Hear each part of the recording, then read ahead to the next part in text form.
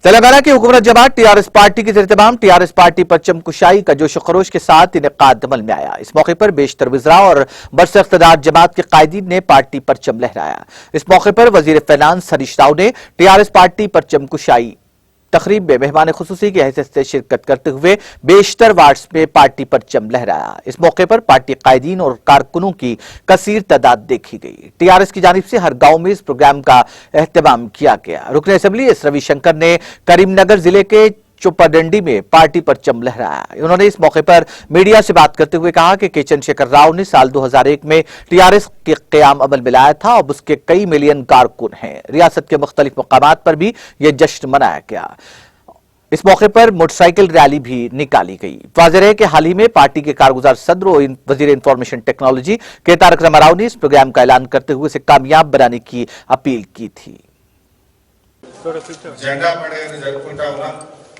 Corona నేపథ్యంలో గతంలో April 27వ తేదీ కరోనా ఉండడం వల్ల మన రాష్ట్ర ఆవిర్భావ దినోత్సవాన్ని అప్పుడు జరుపుకోలేకపోయాం.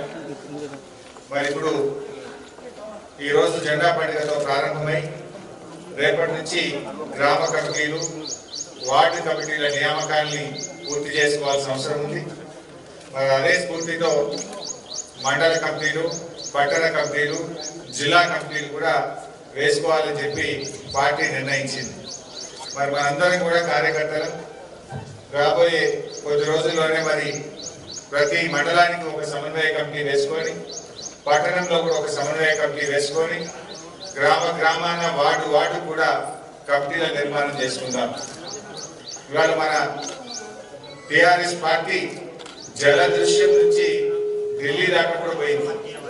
ఆనాడు 2001 ఏప్రిల్ 27వ తేదీన జలదృశ్యంలో ప్రారంభమైనటువంటి టిఆర్ఎస్ పార్టీ అంచెలంచెలుగా లక్ష్యాలను చేరుకుంటా ఉంది.